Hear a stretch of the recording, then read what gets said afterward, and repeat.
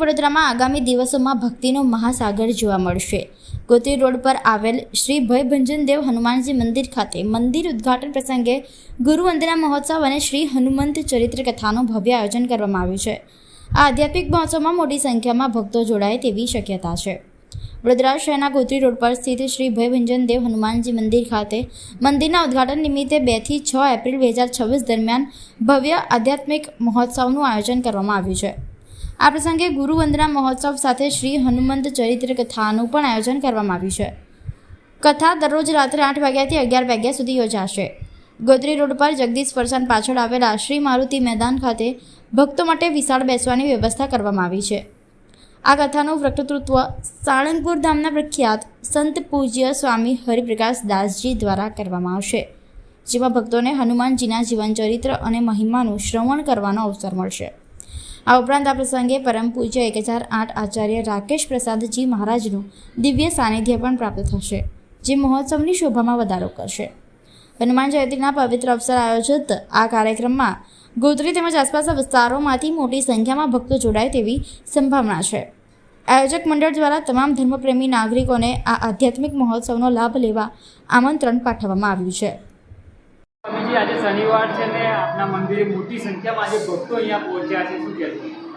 આજે ભયભંજન હનુમાનજી મહારાજના સાનિધ્યમાં હજારો ભક્તો ભગવાનના દર્શન કરવા માટે દર શનિવારે અહીંયા આવે છે અને અહીંયા હનુમાન જયંતીથી આરંભીને 6 તારીખ સુધી એટલે કે બીજી તારીખથી લઈને 6 તારીખ સુધી અનેક સેવાકીય પ્રકલ્પો સાથે હનુમાન ચરિત્ર કથા થવા જઈ રહી છે।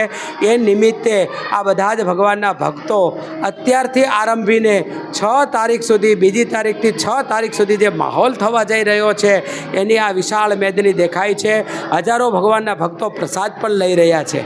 સ્વામીજી, કયા કાર્યક્રમો યોજાશે?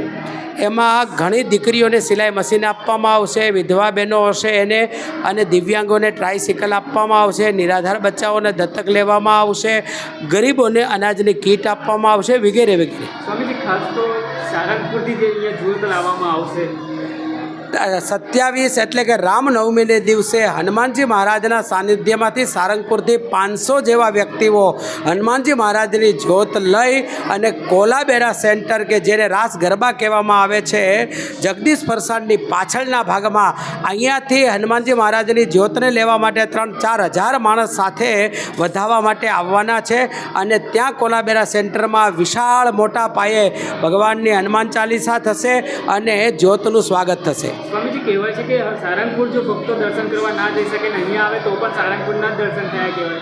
આ દાદા સારંગપુરના કષ્ટભંજન દેવના નાના ભાઈ એટલે કે ભયભંજન દેવ છે। અહીંયા પણ એ જ સુખ પ્રાપ્ત થાય છે। જી, ભક્તોને શું સંદેશ આપશો? બસ દરેક ભક્તોને એ જ પ્રાર્થના કરું છું કે આવો હનુમાનજી મહારાજના દર્શન કરવા માટે અને આવો હનુમાન ચરિત્રની જે કથા છે બીજી તારીખથી 6 તારીખ સુધી એની અંદર મોટા પાયે વિશાળ કાર્યક્રમની અંદર સાક્ષી બનો અને દરેકને અમે ભાવભર્યું આમંત્રણ પાઠવીએ છીએ। ભક્તોનો પણ ઉત્સાહ કંઈક અલગ જ જોવા મળે છે અહીંયા। હા, આ જે અનેરો ઉત્સાહ છે એની અંદર દિન પ્રતિદિન વધારો થતો જાય છે, કારણ કે આવો સરસ મજાનો માહોલ આવો અહીંયા આવી રહ્યો છે, આવી કથાનો માહોલ બની રહ્યો છે, ત્યારે દરેક ભગવાનના ભક્તો આની અંદર લાભ લેવા માટે અતિ આતુર હોય છે। સ્વામીજી, સ્વયંસેવકો દ્વારા પણ ભક્તોને કોઈ જાતની તકલીફ ના પડે તેનું પણ ખાસ ધ્યાન રાખવામાં આવ્યું। 2000 સ્વયંસેવકો આની અંદર જોડાયા છે। રોજના 15 થી 20 હજાર માણસો આ પ્રોગ્રામનો આનંદ માણી શકવાના છે। ત્યાં 51 ફૂટના હનુમાનજી મહારાજ એટલે કિંગ ઓફ ગોત્રી એ હનુમાનજી મહારાજનું અનાવરણ વિધિ પણ 27 તારીખે એટલે કે રામનવમીને દિવસે કરવામાં આવશે।